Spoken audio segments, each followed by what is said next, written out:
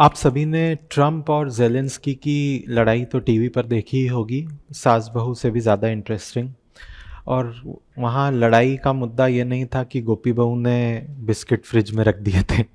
लड़ाई का मुद्दा ये था कि rare earth elements Zelensky Trump को देने को तैयार नहीं है, एक लिखित सिक्योरिटी गारंटी के बगैर। इस बात से बहुत बुरा झगड़ा हो गया ओवल ऑफिस में, वाइट हाउस के। खैर, उनके झगड़े चलते रहेंगे। हम अभी अपने सिविल सर्विसेज के मुद्दे पर यह समझ लेते हैं कि रेयर अर्थ एलिमेंट्स होते क्या हैं और इतना बुरी तरीके से why so badly Trump wants rare earth elements. क्या भारत के पास है? दुनिया में कहाँ है? क्या इनका उपयोग है? इन बातों पर आज हम बातें करेंगे।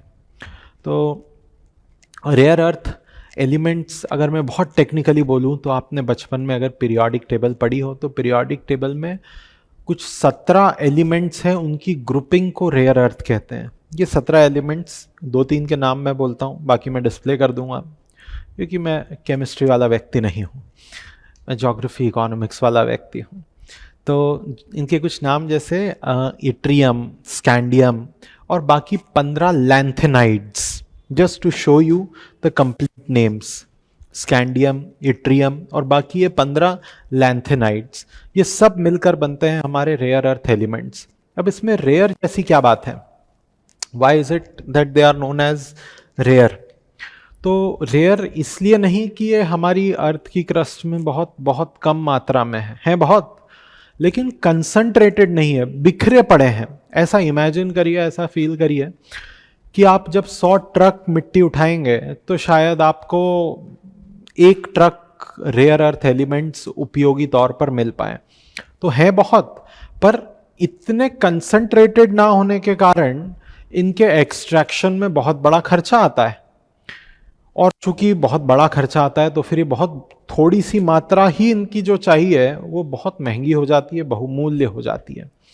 इसलिए रेयर अर्थ एलिमेंट्स बहुत महत्वपूर्ण है। दूसरा मुद्दा, करेंगे क्या? जितनी भी मात्रा मिल रही है करेंगे क्या?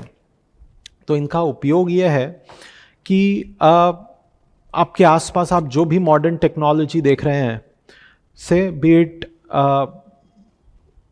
Mobile phones, your semiconductor chips, be it your solar panels, be it your batteries, be it your electric vehicles, इन सब की मैन्युफैक्चरिंग में ये कुछ मात्रा में तो चाहिए हमें। इनकी कुछ प्रॉपर्टीज ऐसी होती हैं कि ये बहुत डेंस होते हैं, ये मैग्नेटिक फील्ड्स बेहतर तौर पे क्रिएट करते हैं, गुड कंडक्टर ऑफ हीट होते हैं। इस कारण से इन सभी वस्तुओं की मैन्युफैक्चरिंग के लिए इनका होना बेहद ज़रूरी है, लेकिन ये हमें कंसंट्रेटेड रूप में मिलते नहीं हैं, ये हमें फैले रूप में मिलते हैं। इसलिए जहाँ मिल जाए, जितना मिल जाए, दुनिया इन्हें समेटने की दौड़ में लगी हुई है, including Mister Trump. Mister Trump has said to Zelensky कि तुम्हारे इलाके में बहुत रेयर अर्थ एलिमेंट्स हैं, मुझे दे दो और मैं वहाँ आऊँगा उनके एक्सट्रैक्शन के लिए। तो अपने आप पुतिन या रशिया के अगेंस्ट तुम्हें इम्प्लिसिट गारंटी मिल जाएगी कि भाई मेरा इलाका है माइनिंग का, पुतिन वहाँ पर नहीं आएंगे। लेकिन ऐसा मैं लिख के नहीं दूंगा। तो ज़ेलेंस्की ने बोला तो फिर मैं तुम्हें कुछ नहीं दूंगा, मैं जा रहा हूँ। दिस वॉज द होल निष्कर्ष इन ईजी लैंग्वेज। वही मैंने यहाँ स्लाइड में पहला पॉइंट लिखा है कि भाई इनका सिग्निफिकेंस है क्या, मैंने आम बोलचाल की भाषा में आपको समझा दिया। हमने ये भी देख लिया ये क्या क्या कौन से एलिमेंट्स हैं, इनकी प्रॉपर्टीज एक्सेप्शनल मैग्नेटिक प्रॉपर्टीज होती हैं उनकी। They are able to generate strong magnetic fields, create specific chemical reactions. They are valuable in wide range of applications. Key applications you can see on the board like electronics, smartphones, laptops, microprocessors, defense, guiding system, missiles, industrial applications, etc. जो भी modern technology आपके आसपास आपको नजर आ रही है, शायद ये डिजिटल बोर्ड जिसके थ्रू मैं आपको पढ़ा रहा हूं उसमें भी बड़ी मात्रा में रेयर अर्थ एलिमेंट्स गए होंगे। कौन बादशाह है? तो एक बेताज बादशाह जो दुनिया का इमर्ज हो रहा है, जो चौधरी साहब को भी आंखें दिखा रहा है, चौधरी साहब, USA, that is China. China has developed wonderful capabilities in extraction of rare earth elements. तो देखो, जब इतना बड़ी मिट्टी लेकर इतना सा एक्सट्रैक्शन करना है, बहुत बड़ी स्केल पर काम करना पड़ेगा आपको, इकोनॉमीज ऑफ स्केल अचीव होनी पड़ेगी, तभी आप मुनाफे में रेयर अर्थ एलिमेंट्स एक्सट्रैक्ट कर पाएंगे। और जैसे कि चाइना का स्वभाव है, कुछ भी छोटा तो करते नहीं है, तो उन्होंने बड़े इंडस्ट्रियल यूनिट्स, बड़े मैन्युफैक्चरिंग, बड़े एक्सट्रैक्शन प्लांट्स लगाए हैं और दुनिया में सबसे बड़ी मात्रा में रेयर अर्थ एलिमेंट्स का प्रोडक्शन करने की क्षमता, और वो क्षमता कैसी, इकोनॉमिक क्षमता कि मुनाफे के साथ विकसित करी है चाइना ने। इसलिए पूरी दुनिया डर रही है कि यार अगर रेयर अर्थ एलिमेंट का सप्लाई चाइना ने बंद कर दिया तो हमारा माइक्रो प्रोसेसर, हमारा टीवी, हमारा मोबाइल फोन कैसे बनेगा। एक डर ट्रंप जी को भी होगा, इसलिए ज़ेलेंस्की को बोल रहे हैं कि दे दे ये हाथ, मतलब ये rare earth. China holds a dominant position in global rare earth element markets, processing significant reserves and controlling a large portion of global supplies। वही यहाँ पर लिखा है, आसान भाषा में मैंने आपको पूरा मुद्दा समझा दिया है। और से रिलेटेड एक और झगड़ा चलता है।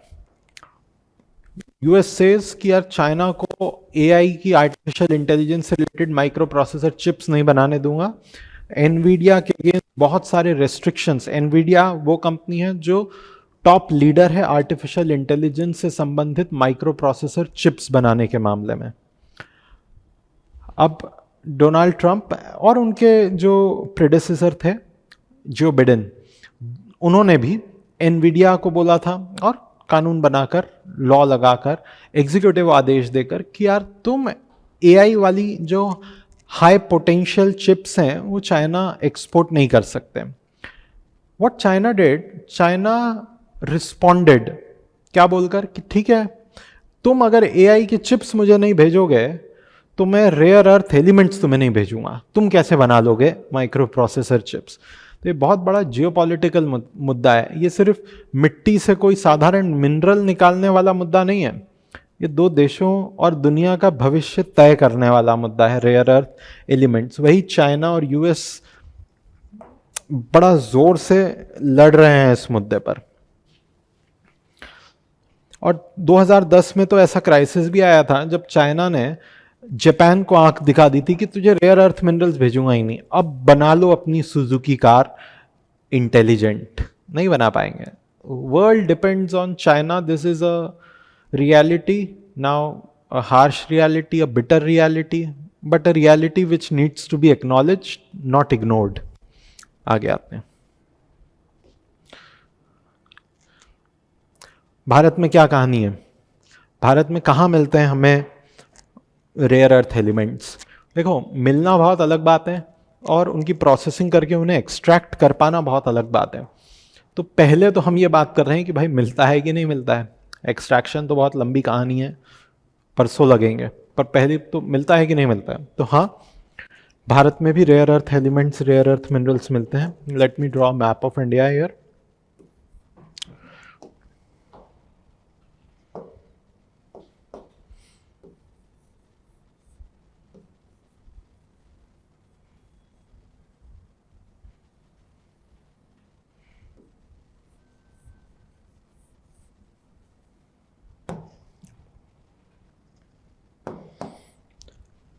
ये केरल की जो कोस्ट लाइन है, यहाँ से चलना शुरू करिएगा आप, इस कोस्ट लाइन को हम कहते हैं मालाबार। तो मालाबार की कोस्ट लाइन से चलो, तमिलनाडु की कोस्ट लाइन पे चलो, इसको हम कहते हैं कोरोमंडल, कृष्णा नदी तक। कृष्णा गोदावरी के डेल्टा तक चलो, उड़ीसा की कोस्ट लाइन को हम कहते हैं उत्कल। उत्कल पे जाओ तो कोरोमंडल, कृष्णा गोदावरी, उत्कल। ये सब जो इलाके मैंने यहाँ मार्क करे हैं, ये एक रेत से भरे पड़े हैं।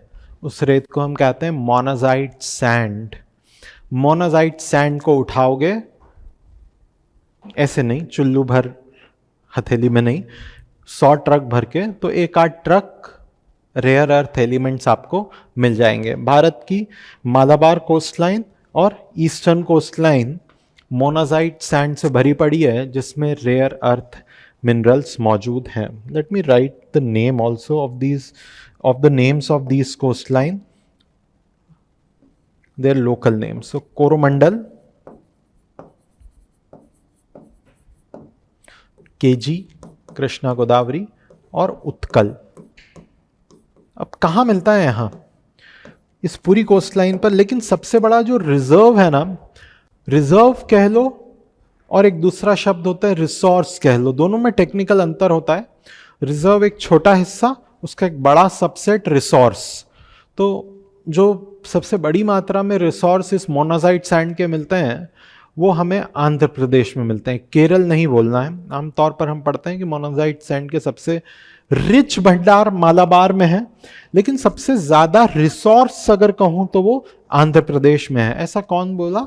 ऐसा मिनरल ईयर बुक बोली भारत सरकार की. मैंने उसकी भी एक स्नैपशॉट यहां अटैच करा है, आई विल शो यू. तो सबसे ज्यादा रिसोर्स आंध्र प्रदेश के पास है.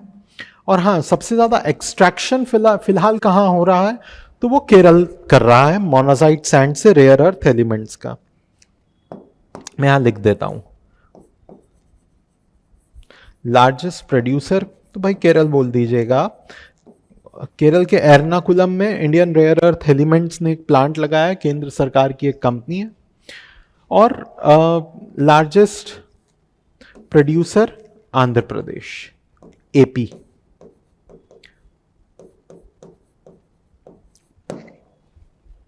Sorry, largest producer Malabar, largest resource, producer नहीं, मैं बोला सही था, लिख गलत दिया आपको मैं, रिसोर्स एपी. वही सब बातें जो मैं आपको यहां बोला हूं, आप यहां अक्षर रूप में देख पा रहे हैं. भारत में रिजर्व्स तो हैं मोनाजाइट सैंड में, कोस्टल रीजन के लॉन्ग. हाँ, ग्रेड व्रेड इतना अच्छा नहीं है, थोड़ा गरीबी वाला मामला है, पर ठीक है. केरल, तमिलनाडु, उड़ीसा में बढ़ के है.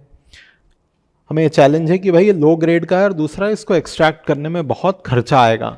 कर रहे हैं अभी हम, छोटे छोटे कदम उठा रहे हैं, चढ़ेंगे पहाड़ पे भी.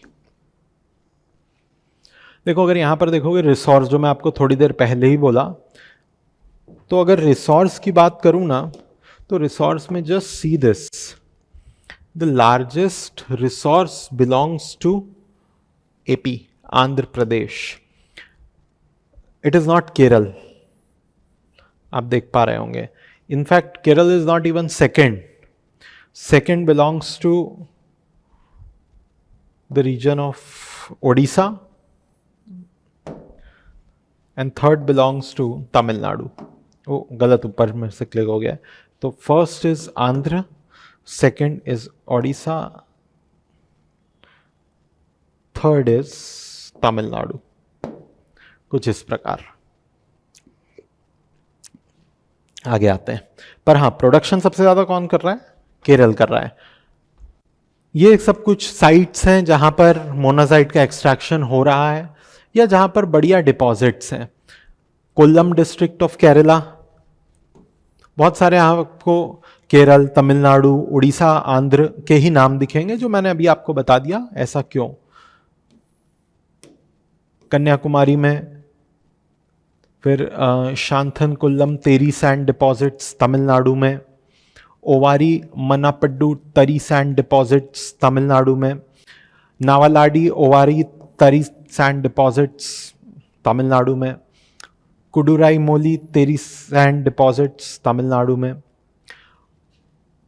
भीमुनीपट्टनम beach sand deposits in Andhra Pradesh, कांदी वलासा beach sand deposits Andhra Pradesh, Kalingapatnam beach sand deposits Andhra Pradesh, Shri Kurman beach sand deposits Andhra Pradesh, भावान पडू बीच सैंड डिपॉजिट्स, गोपालपुर बीच तो बहुत फेमस है, ऑलिव रिडली टर्टल्स भी आते हैं यहां पर, छत्रपुर बीच सैंड डिपॉजिट्स और ब्रह्मगिरी बीच सैंड डिपॉजिट्स. कभी आ जाए तो एक बार गुजार लीजिएगा नजर से. अब मोनाजाइट सैंड में ऐसा है कि रेयर अर्थ एलिमेंट्स तो मिलते ही मिलते हैं, लेकिन साथ में यूरेनियम भी आप एक्सट्रैक्ट कर पाते हैं, बहुत बड़ी मात्रा में नहीं, पर मिल जाता है आपको वहां पर उस सैंड से यूरेनियम भी, और ऑफ कोर्स थोरियम भी. रेयर अर्थ एलिमेंट्स के अलावा यूरेनियम और थोरियम का भी एक्सट्रैक्शन आप रेयर अर्थ की मोनाजाइट सैंड से कर पाते हैं. कौन कर रहा है, कहाँ कर रहे हैं? तो इंडियन रेयर अर्थ लिमिटेड एक भारत सरकार की मिनी रत्न कंपनी है जिसका एर्नाकुलम में प्लांट है। मैं थोड़ी देर पहले आपको बोला था। Indian rare earth limited, Ernakulam बिल्कुल कोची के पास है केरल में। वहाँ पर एक जगह है उद्योग मंडल, वहीं पर इसका प्लांट है।